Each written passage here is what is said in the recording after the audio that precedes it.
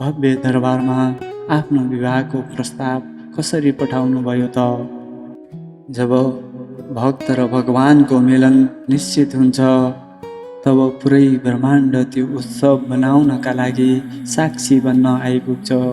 कैलाश पर्वतमा महादेवको अगाडि प्रकट हुनुभयो। आउनुहोस्। ओम नमः शिवाय। कर्पूरगौरं करुणावतारं संसारसारं भुजगेन्द्रहारं सदा वसन्तं हृदयारविन्दे भवानी सहितं नमामि। जब भक्त र भगवानको मिलन निश्चित हुन्छ, तब पुरै ब्रह्माण्ड त्यो उत्सव मनाउनका लागि साक्षी बन्न आइपुग्छ।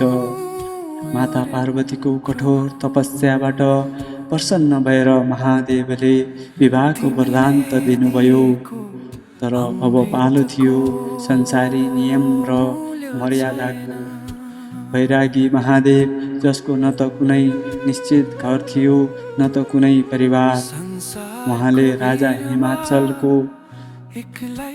भव्य दरबारमा आफ्नो विवाहको प्रस्ताव कसरी पठाउनुभयो त?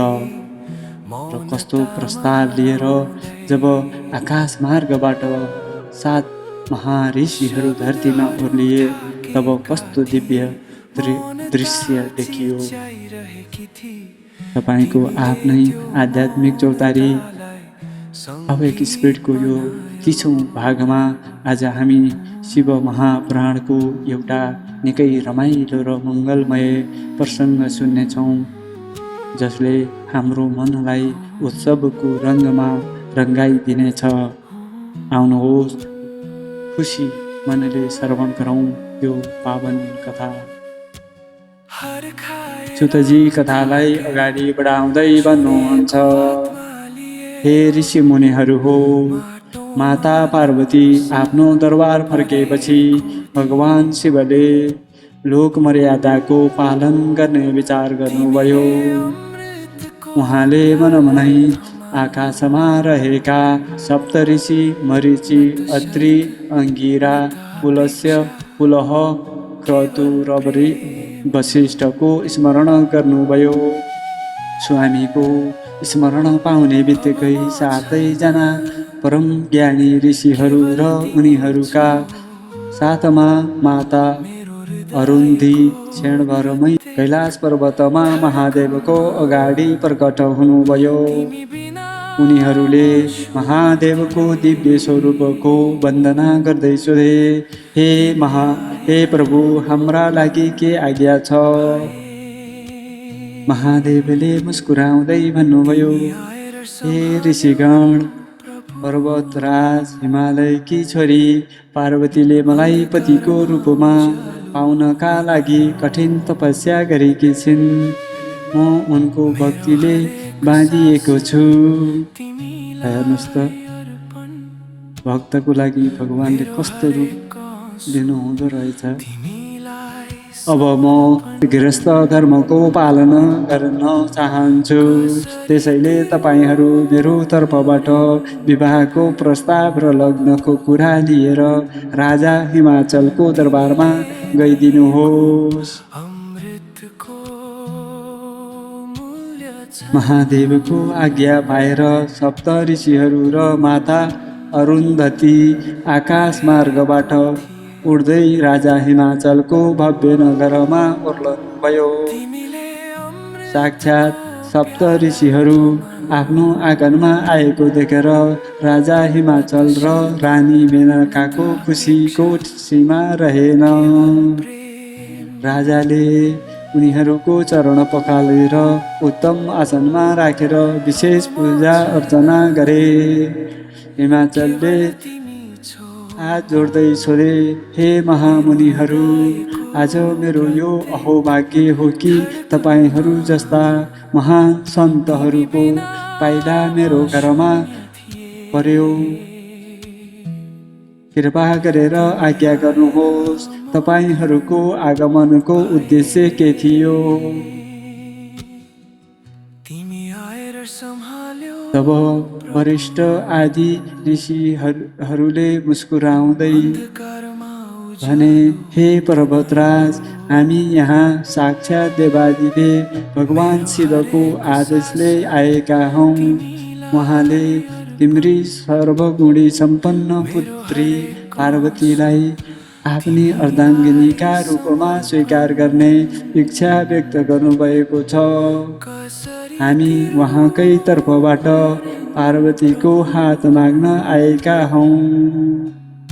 यदि तिमीलाई स्वीकार छ भने यो सम्बन्धले पुरै सृष्टिको कल्याण गर्नेछ। ऋषिहरूको मुखबाट साक्षात् महादेवको प्रस्ताव सुनेपछि राजा हिमाचल र रानी मेनकाको मनमा सबै चिन्ताहरू हराएर गए। उनीहरूले बुझे कि देवऋषि नारदको भविष्यवाणी अब सत्य साबित हुँदैछ। माता पार्वतीले पनि भित्रैबाट आफ्ना आराध्यको यो मर्यादा देखेर मनमनै महादेवलाई प्रणाम गर्नुभयो। राजा हिमाचलले तुरुन्तै आफ्ना पुरोहितहरूलाई बोलाएर ग्रह र नक्षत्रहरूको गणना गराई विवाहको सबैभन्दा उत्तम र शुभ लग्न तयार गराउनुभयो।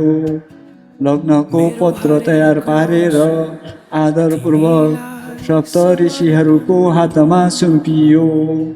ऋषिहरूले राजा हिमाचल र पार्वतीलाई आशीर्वाद दिए र त्यो मङ्गल पत्र लिएर पुनः कैलाशतर्फ प्रस्थान गरे। यता हिमाचलको पुरै नगरमा शिव पार्वतीको विवाह तय भएको खबर फैलिने बित्तिकै चारैतिर मङ्गल धुनहरू बज्न थाले र घर घरमा दीप प्रज्वलन गरियो।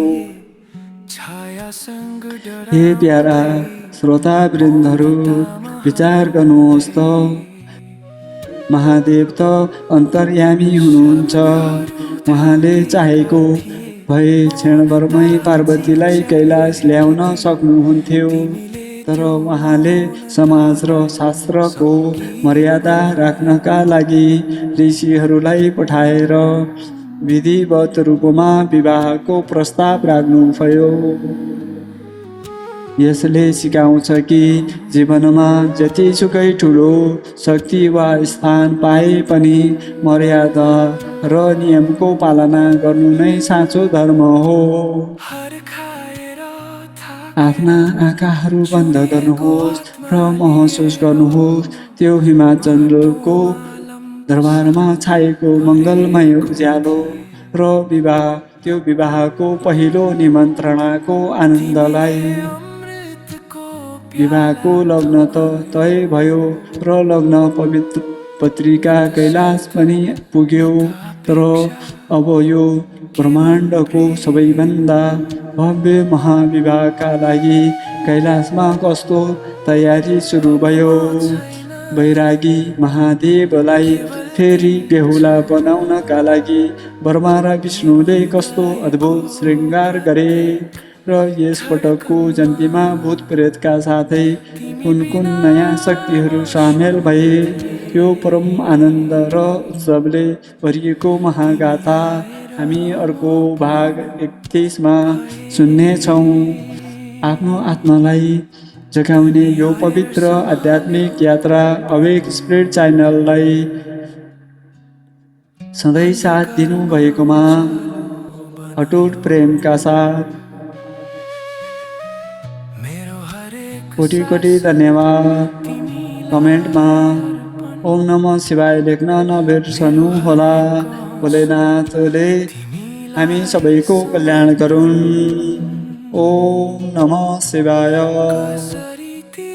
तुमेव माता च पिता तुमेव बन्धो च सखा तुमेव विद्या दृढं तुमेव सर्वं मम देव देवः।